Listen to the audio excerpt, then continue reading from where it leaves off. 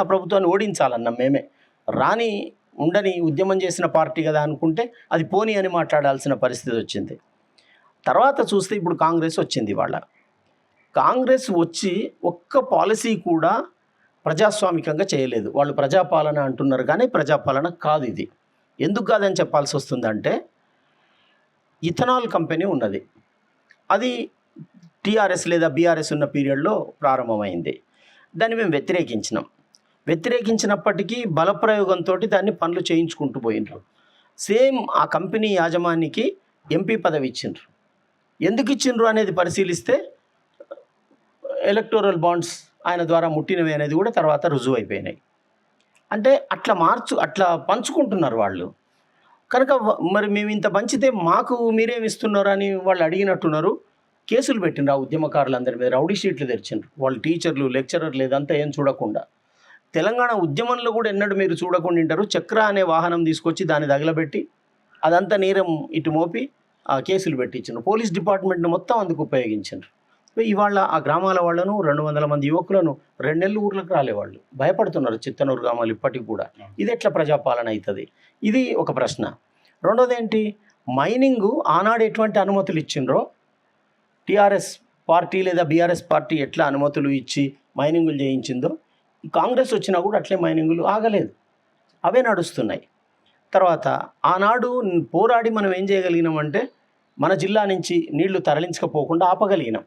ఆనాడు BRS party వాళ్ళు కూడా లెటర్లు పెట్టి ఆపుతామన్నారు. కాంగ్రెస్ వాళ్ళు పోరాడినరు. అంటే సిపిఐ, సిపిఎం, బీజేపీ అందరూ వ్యతిరేకించారు ఇక్కడి నుంచి నల్లగొండకు నీళ్లు తరలించడాన్ని. పోరాటంలో వీధుల్లోకి వచ్చినారు అందరూ.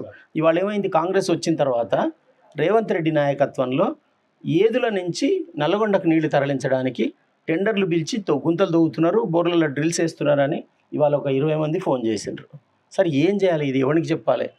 ఆనాడు మాట్లాడిన వాళ్ళందరూ ఏం మాట్లాడతలేరు. ఇదే జూపల్లి కృష్ణారావు బీఆర్ఎస్లో ఉండి వ్యతిరేకించిండు, ఇవాళ కాంగ్రెస్లోకి వచ్చి ఆయన ఏం చేస్తున్నాడని మనం అడగాల్సి వస్తుంది. అట్లే మొత్తం ఎన్ఎం శ్రీనివాసరెడ్డి గారి దగ్గర నుంచి మొత్తం మహబూబ్నగర్ జిల్లా ఎమ్మెల్యేలందరూ ప్రజలు ఏం మాట్లాడుకుంటున్నారంటే పాత ఎమ్మెల్యేలతోటి వీళ్ళు సర్దుబాటు చేసుకున్నారు కనుక గతంలో జరిగిన ఒక్క అన్యాయం కూడా బయటికి రాదు, అవే అన్యాయాలు కొనసాగుతాయి, అవే విధానాలు కొనసాగుతాయని ప్రజలు మాట్లాడుతున్నారు. మేము మాట్లాడుకున్నా కూడా ఎక్కడ తిరగడానికి పోతే అక్కడ. కనుక ఇది ప్రజాపాలన అని చెప్పడానికి రానే రాదు. ఒక అన్యాయమైన పాలనే కొనసాగుతున్నది, విధానపరమైనటువంటి మార్పు లేదు.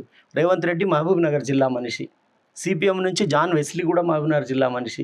అంటే ఒక పోరాడే పార్టీ, ఒక అధికార పార్టీ, ఇద్దరున్న చోట మహబూబ్నగర్కి ఎంత మేలు జరగాలి? వీళ్ళిద్దరూ పూనుకుంటే మొదట ఏదుల నల్లగొండ నీళ్ళు ఆపాలి, అది తీసుకుపోయేది ఆపాలి. రైతుల కోరిక అది. ఆ నీళ్లను మొత్తం ఇక్కడ ఈ ప్రాంతం లక్ష్మీదేవిపల్లి దాకా ఇవ్వాలి. అది చేయాల్సిన అవసరం ఉంది. బేసిక్గా ఇవాళ ముఖ్యమంత్రి రేవంత్ రెడ్డి గారు పదే పదే నన్ను కోసినా కూడా బొట్టు రాలేదని మాట్లాడుతున్నారు. ఎట్టుపోతున్నది అంటే 18,500 కోట్లు వస్తుంది అంటున్నారు. మీరు 18,500 కోట్లు ఎప్పుడు వస్తున్నది? మొత్తం బడ్జెటే అంత వస్తున్నదా? దాంట్లో సెంటర్ వాటా మీరు ఎంత ఇస్తున్నారు? సెంటర్ నుంచి మీకు ఎంత వస్తున్నది? ఆ డీటెయిల్స్ అన్నీ తీస్తే 18,500 కోట్లు వస్తుంది. సంక్షేమ పథకాలకు, జీతాలకు పంచుతున్నాం అంటున్నారు. జీతాలకు ఇచ్చేదాన్ని ఖర్చు కింద ఎవడు లెక్క పెట్టాడు. ఎందుకంటే నువ్వు ఎగ్జిక్యూట్ చేసే పనులన్నీ చేసేది వాళ్ళే. నువ్వు ఆ పనులన్నీ బంద్ చేస్తే నీ సంక్షేమ పథకం ఒక్కటి కూడా అమలు కాదు, ప్లానింగ్ ఒక్కటి కూడా జరగదు. ఎక్కడ సమస్య ఉందో మీరు చూసుకోండి. గతంలో కంటే ఎక్సైజ్ ఆదాయం పెరిగింది ఇప్పుడు, అంటే తాగుడు పెంచిండ్రు. విధానం మారిందంటే కొంచెం తాగుడు మానింది, తెలంగాణ ఆలోచన వైపు వచ్చింది, మేము చాలా చైతన్యం చేసినాం తెలంగాణ అనడానికి లేదు. తాగుడు పెరిగింది. అన్ని ఇన్స్టిట్యూట్స్ రేట్లు పెంచేసినాయి, ప్రైవేట్ ఇన్స్టిట్యూట్స్. అన్ని హాస్పిటల్స్, ఆసుపత్రులలో వేరే దేశాల వాళ్ళు వచ్చి కొనేస్తున్నారు. హైదరాబాద్ దవాఖానలన్నీ, కార్పొరేట్ హాస్పిటల్స్, అక్కడన్నీ రేట్లు పెంచి పారేసిండ్రు.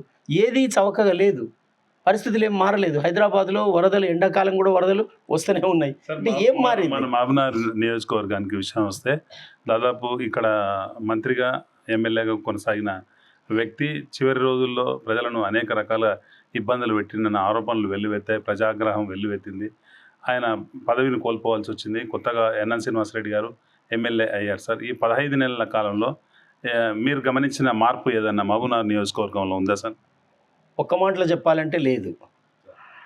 రెండో విషయం ఏంటంటే, ఆనాడు కట్టించిన ఇండ్లను, అమ్ముకున్న ఇండ్లను వీళ్ళు కూలగొట్టించినామన్నారు. న్యాయం ఎవరికి ఇవ్వాలనో వాళ్ళకి ఇప్పటివరకు ఇవ్వలేదు. ఎవరు అన్యాయానికి గురైనరో వాళ్ళను ట్రేస్ చేసి ఇవాళ మైనారిటీస్లో కావచ్చు, దళితులు కావచ్చు, స్లమ్స్లో ఉంటున్న వాళ్ళలో కావచ్చు, ఎవరెవరికి ఇల్లు లేదో తెలుసుకోవడం పెద్ద పని కాదు. వాళ్ళకి ఇండ్లు ఇచ్చే పని చేయలేదు. పైగా విద్య కోసం ఒక కార్పస్ ఫండ్ అరేంజ్ చేసి చందాలు వసూలు చేసి విద్య నడిపిస్తామంటున్నారు. పన్నులు కట్టిన మనుషులు వాళ్ళ చందాలు ఇవ్వాలంటున్నారు. చందా ఇవ్వకపోతే ఎమ్మెల్యే గారి ముందర ఏమవుతుందో అని ఆందోళన పడుతున్నారు జనాలు.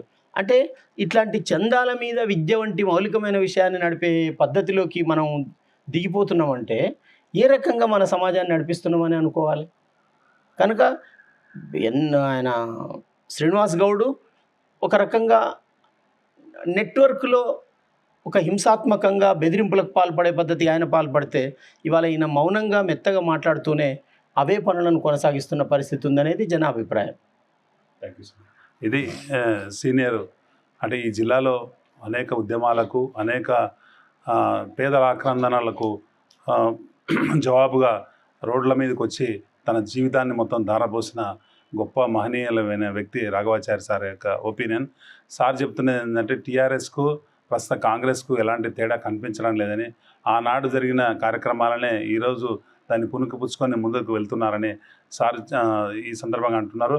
ఈ జిల్లాకు సంబంధించి నీళ్లను నల్గొండ జిల్లాకు తీసుకెళ్లే ప్రయత్నం చేస్తున్నారని, ప్రజలను సమీకరించి దాన్ని ఖచ్చితంగా అడ్డుకుంటామని, ముఖ్యమంత్రి ఇప్పటికైనా స్పందించి ఖచ్చితంగా ఈ జిల్లాకు సంబంధించిన వ్యక్తి కాబట్టి ఈ జిల్లా మేలుకోరి ఆయన ఈ జిల్లాకు ఉపయోగపడే పనులు చేసి చిరస్థాయిగా చరిత్రలో నిలవాలి తప్ప ప్రజలను ఇబ్బంది పెట్టి రైతులను ఇబ్బంది పెడితే ఏమీ మిగలదని, చరిత్రలో ఇలాంటి వారికి స్థానం లభించదన్న విషయాన్ని సుస్పష్టంగా సార్ చెప్తున్నారు. ఇది ఇక్కడ పరిస్థితి. Thank you.